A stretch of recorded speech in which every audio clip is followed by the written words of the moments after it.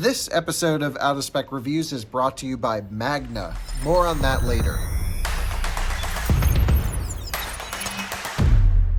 Hello and welcome to another Out of Spec Reviews video. Welcome to the Porsche Taycan Cross Turismo. Welcome to beautiful northern Colorado, where we're going to go for a drive on some beautiful roads. And welcome to a video where we have a conversation about the 3 things that I think every long-range EV needs to have.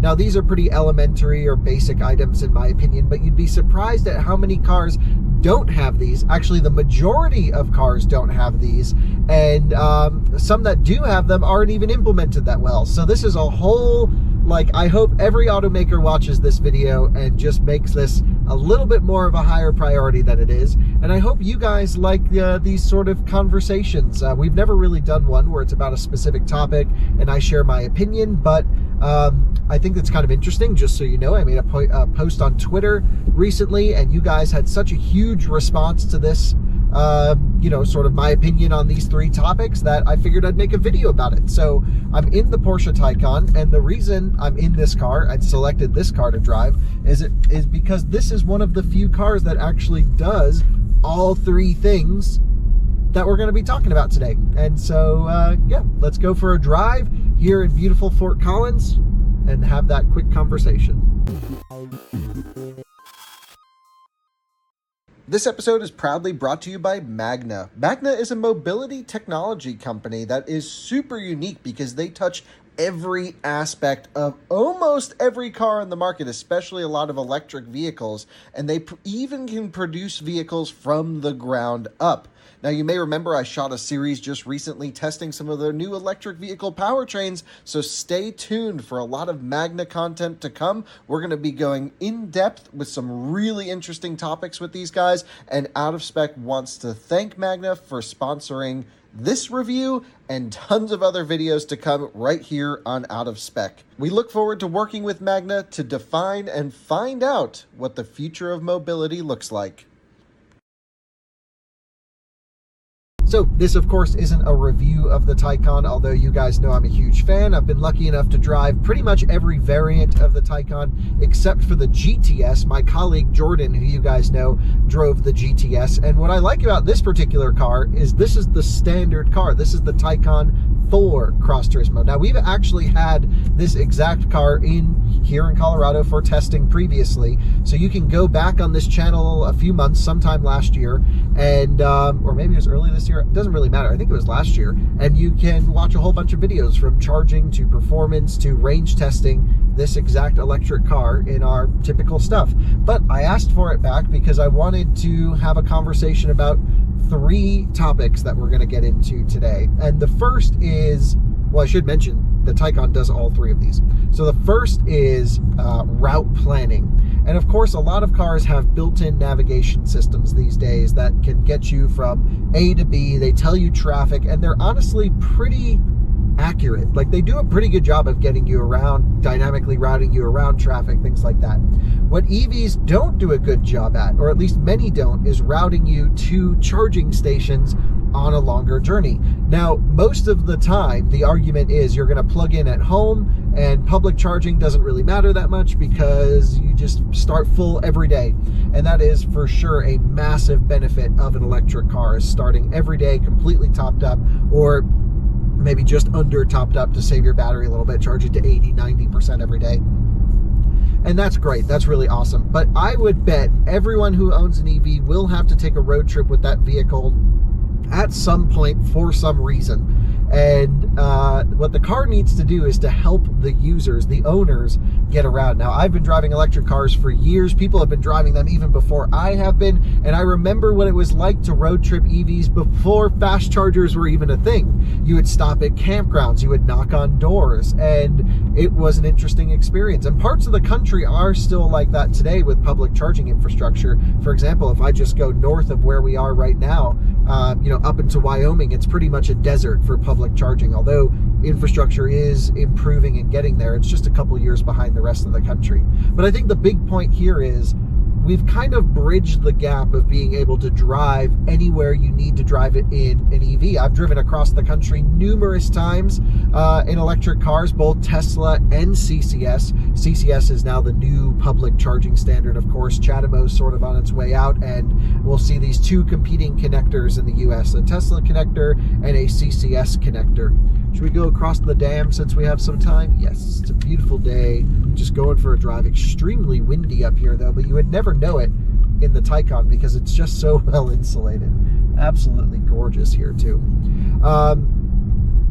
Basically, you can go anywhere you need to go in any car. If I need to go to Texas, New York, Miami, LA, we do that all the time. I could take a Tesla or this Porsche and honestly not even think about it. I don't even pre-plan routes anymore, but I know that's a little bit of a leap of faith just because I know where the chargers are. Then what the car should do is it should say, hey, I want to go from here to Las Vegas, let's just say. The car should map out, okay, I'll get you there normally, and you're going to stop at this charger and this charger and this charger and this charger. But it can't just tell you to stop at specific chargers. It is a cross Turismo. We can go on dirt, right? And this one actually has the off-road design pack with like the skid plates and stuff, which is pretty cool. So, making some dust. Let's not do too much of that.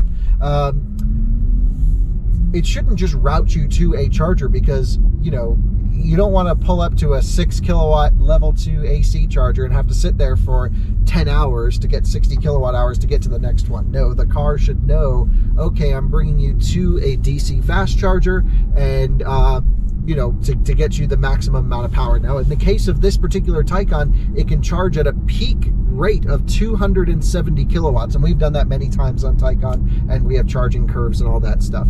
But the cars should prioritize you to get to a 350 kilowatt charger, plus or minus, and they're usually branded 350. And then, when you plug in, you can max out your car. And thankfully, this Porsche does that. It says, okay, great. I'm going to get you from here in Fort Collins, Colorado to Las Vegas. And we'll have a whole video on this coming up, actually. And it's going to tell you to stop here, here, here, and here. And it's only going to pick the fastest chargers for you. But you don't want the car just getting you there randomly. You want to be able to take advantage of the fastest charging power for the longest amount of time. And what that means is in this car, there's actually a setting, a dynamic setting that says, I'm comfortable going down to 10% state of charge. The way I have the car set is down to its minimum, which is 3% state of charge. So I know I can pull into a charger. The car's going to get me there at 3% state of charge. It's going to, basically I'm going to plug in, ride the fast charging curve, and then it's going to say, hey, you actually have enough to make it to your next charger, unplug now.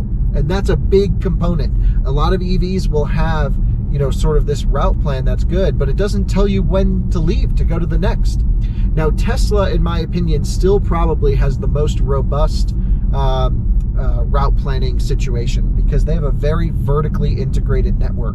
And what that means is not only are they routing you to the chargers that can get you the fastest from wherever you're going to wherever else you're going, they also look at station availability. What that means is how many people are utilizing that station, and if it looks to be a busy station, maybe it will stretch it to the next one, or it will have you pull in a little bit early. Or I've even had it in very rare cases where the whole town goes out of power where the charger is, specifically in bad weather areas, let's just say. And what the car will do is say, oh crap, that one's actually offline, we gotta turn around and go back, but it doesn't let you run out. And so that vertical integration with constant checking on what's going on at the charging station is so hugely important to the route planning situation. And there's other situations that you could run into with route planning where you need dynamic guidance. And the problem is with the public networks is the cars need to have access to that real-time data. And the Porsche does. This one does, at least for Electrify America, which is the largest provider. This and EVgo, those are the largest providers of DC fast chargers you're going to use on a road trip in the US right now. And, which is great. The EQS does a really good job of this as well. But a lot of cars will just take you on a route plan and it has no idea what's there in real time. It may only be one plug and it's just not really, really well thought out. And so that's step one. You need a car that will route you to a charger, that will maximize the amount of charging power that you can take advantage of, i.e. getting you there really low. It'll tell you when to leave, when it's time to go to the next, and it will look at real-time information to make sure you don't roll up on an issue. Now, there is one caveat with real-time information, which is, you know, if I'm 30 minutes away from a charger, all the cars there are pretty much going to be gone by the time I arrive. So it's not, you do have to kind of play this little dance, which is, you know, it'd be nice to know what cars are actually on the way to the charger. Now, Tesla would have the ability to do that because they have all of the cars' data. Now, whether or not they'd be allowed to use that data, I don't know. But sort of this crowdsourcing beehive effect of knowing how many cars are routing from destination to destination and then getting them all charged on a mass scale rather than on an individual calculation would be amazing. But I don't believe that's in effect today. So there you go. There's route planning.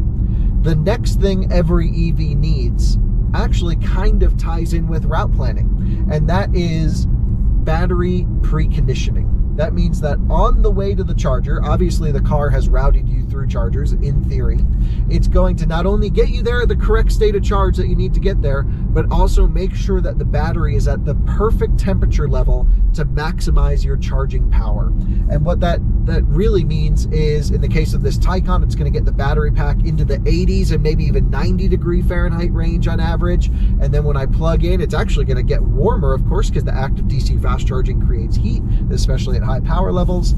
And you know, that's just the thing. The car can basically plan for that. And in the winter time especially, we're seeing cars without battery preconditioning, Ioniq 5, ID4, where you're pulling up to chargers getting 30, 40 kilowatts, and it's just a total disaster. But of course, there's caveats within battery preconditioning, because it's not only just about warming up the battery pack. In some cases, you'll need to cool down the battery pack in hot weather or after a hard driving session, for example, up in the canyons, or if you're ripping on a track. You want the battery pack to go max cold. You also don't want the battery pack to precondition and to warm up if you're going to a low power charger.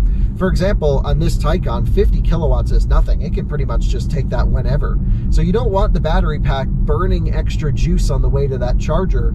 That would be inefficient, of course, for only a 50 kilowatt charger. And wow, beautiful views. I've never seen such huge white caps here at the Horsetooth Reservoir before, and it's just because the wind is just insane these last few days, and it's really making the waves kick up. I don't see any boats in there or anything. Might be too early for boats in the season, but it's 55 degrees out. Nice day for it. Yeah, so you really want to make sure your battery pack's within a good temperature range. And then there's other considerations that this algorithm figuring out the temperature should figure out. For example, in an Ioniq 5 or EV6, you don't actually, if you're pulling up dead and you have to do a huge stretch after, which means you got to do a pretty deep charge at a charging station, you don't actually want your battery pack super hot, because the active charging is going to overheat it and actually slow you down towards the top. So there's a whole bunch of consideration and factors that need to come in with battery preconditioning. And of course, many of you will say, well, Tesla does that as well. And Tesla does all three of these things. What Tesla does at the moment, though, is they target, I believe, with the current software, a singular battery temperature on arrival. It's somewhere between 30 and 40 degrees C, but they do state of charge dependent preconditioning, which is pretty nice. And so Tesla does that, but what they don't do is, if you're pulling up to an urban supercharger, the battery packs are actually a bit too warm, which means you burn too much energy for what they can output. So it's not as optimized as you would think. And then also in Europe, it's more of an issue than here. In Europe, Tesla Model 3 and Y come with the CCS connection on them directly, so they actually can use superchargers or the public networks natively and without adapters. And Teslas do not precondition for European third-party DC fast chargers. It's the same case here in the US when you navigate to an EVgo or Electrify America station. When you use CHAdeMO in a Tesla, it won't precondition. You don't really need it for CHAdeMO because it's pretty low power, 125 amp maximum. But release monitor range, don't tell me what to do. I got plenty, 15%. That's like a full charge smart car right there. Yeah, so basically Tesla needs some optimization here too. But for example, the Taycan will only precondition for pretty much 150 kilowatt or higher power charging. If you navigate this car to a 50 kilowatt station, it doesn't warm up the battery pack. It's smart. So like the Germans have figured it out here. I believe the EQS is the same way actually. So that's pretty interesting, but so many cars don't do this. And then the third and arguably the most important point here that every EV needs to have is called ISO 15118. Let me make sure I got that right. I did, yes. This is maybe a collection of numbers and letters that you're not so familiar with today, ISO 15118. But what I bet you are familiar with is the term plug-in charge, which means you plug in and the car charges. And basically what this ISO standard allows for is for front loading of the payment process through CCS communication signals. So when you roll up to a DC fast charger in a Taycan, an Electrify America station, I have a setting here in the car that you would pretty much just leave on all the time. I can go here to charging, I can click these dots, and I have activate plug-in charge, and plug-in charge is on. And what that means is when I plug the car into a charger, the car says, hey, I'm Kyle Connor's Porsche, and here's who you would bill. And in the case of this car, you would actually bill Porsche because it comes with free charging. Every Taycan does for 2 or 3 years at Electrify America for 30 minutes. And then after the 30 minutes is up, it would tell the charger what my credit card is, essentially, and it would bill my credit card. Because what you have to do today, if you don't have plug-in charge, is roll up to a charger, you plug it in, you then open up your app on your phone, because they say plug in first at Electrify America stations, and I think EVgo stations. You open up the app on your phone, you got to look around the charger to see which unit number it is. You go on the map, you find the location, you find the unit number, you say, oh, I'm plugged into connector number 1, but the unit number is number 3, and everyone gets this mixed up. And then you swipe on the app to activate the charger, and then it goes, oh, actually, you've been plugged in for too long, and it took you too long to get your app out, and so, yeah, you've just timed out of your situation, and please restart. And then your app is frozen on initiating charging, and it's just really annoying. Now, if you're quick about it, or if you use it the way I use it, which is pretty much rolling into the charger, or as soon as I arrive, I grab my phone, I swipe on the charger, I know I'm pulling up to number 3, for example, the charger's activated, payment's already been accepted, I then plug in the CCS connection, and then you gotta wait 30 or 40 seconds for it to talk to the car and start charging. Tesla still by far has not only the best charging handle, where it's nice and easy and just throw it in the car, but they have the quickest and the most robust payment processing system and plug-in charge standard. Now, they don't run on ISO 15118. They use their own, I believe, CAN communication, very similar to CHAdeMO actually, but basically the car communicates with the charger, and then the car logs all the costs and stuff, sends it up to Tesla, and then bills your account. And you do it all through the car screen. That is the benefit of just having your own car and your own charger. And hopefully plug and charge, once it's implemented fully, once some of these bugs are worked out, you could just roll up with this Taycan, plug in the charger, and then it'll go, hey, yeah, good, car, charger. Maybe it takes a little bit longer to start charging, and then it'll just work. And that is very key for mass adoption. I can't tell you, even though it seems simple to get out the phone app or to use a credit card or something, I can't tell you how many times I roll up to public charging stations and I just find people totally baffled on how to use them. Totally, unbelievably baffled. But this requires a lot of coordination across a lot of companies to activate, plug and charge, and to make it work smoothly. It requires a lot of testing and blah, blah, blah, blah, blah, blah, blah. And so those are the 3 things every EV needs to have, in my opinion. I'm sure I left out some intricacies and things like this. I actually made a little surprising, first time I've ever made notes. I'm looking at them here. I said, Tesla, no preconditioning for third party. Dynamic preconditioning. We talked about those. Big one. Thank you for notes, Kyle. Back to the preconditioning topic. If you use CarPlay right now in your cars, it means that you can no longer use, or Android Auto, I believe, it means you can no longer use the native in-car navigation system. A lot of cars, as soon as you put in a CarPlay like Waze or Apple Maps, disables the built-in navigation, which disables the battery preconditioning on the way to the fast charger. So what a lot of people would like is a manual precondition button. It would really be for the super nerds, guys like me, or those who are into, EV road tripping and that will learn. But I think we're going to see this rapid advancement of general knowledge of EVs, at least to the point where people need to know you need to be dead and you need to be warm to get the fastest charging on your battery pack.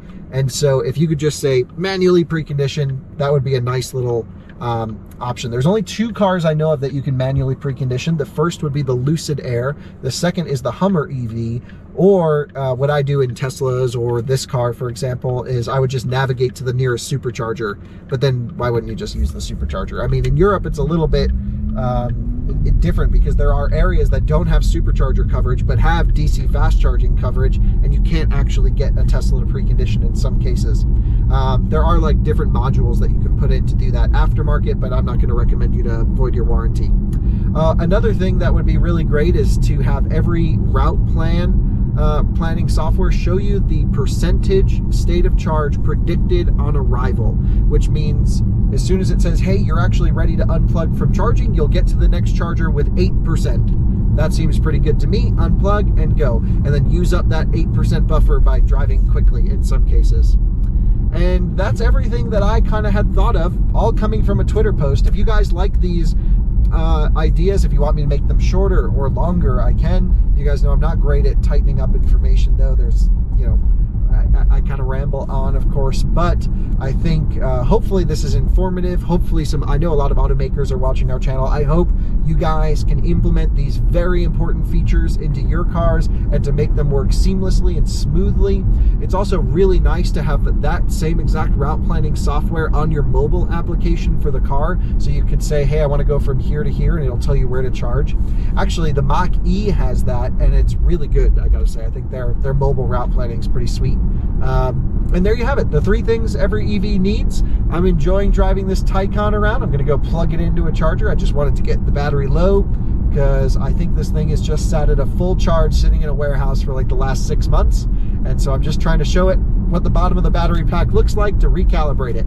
Hope you all have a great day, and thanks for watching Out of Spec Reviews as always. See you on the next one. Bye-bye.